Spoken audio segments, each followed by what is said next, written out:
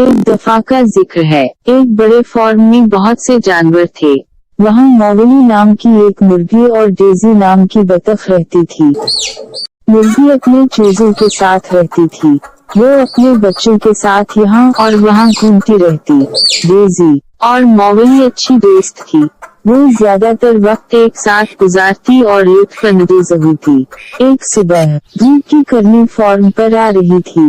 Daisy तालाब में तैर रही थी। वे बहुत खुश थी। मोगली ने डेजी को देखकर पूछा, तुम क्यों तैरती हो? डेजी ने जवाब दिया, मुझे तैराकी पसंद है और मैं खुद को आजाद और हल्का महसूस करती हूँ, जो मेरी फितरत है।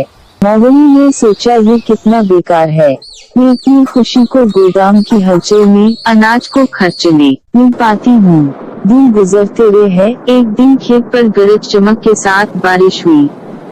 हर जानवर पनाह और महफूज जगह चाहता था। तमाम जानवर महफूज जगह तलाश कर रहे थे। मोगली और इसके बच्चे भी एक पनाहगाह में थे। आहिस्ता आहिस्ता पानी की सतह बुलंद होने लगी। खेतों में सैलाब आ गया। डेजी को मोगली की फिक्र होने लगी। उसने मोगली को इधर उधर तलाश करना शुरू कर दिया। वो तैराकी कर सकती थी। वो आसानी से मोगली को तलाश करने लगी। डेजी को मोगली एक जगह मिली। डेजी ने लकड़ी का तख्ता देखा। वो उसे मोगली के करीब ले आई। मोगली और चूजे तख्ते पर सवार हो गए। बोर्ड पानी पर तैरने लगा। डेजी बोर्ड को धकेलकर महफूज जगह ले आई। मोगली समझ गई, दुनिया में हर एक की अहमियत है। अब वो हमेशा खुशी से रहते थे।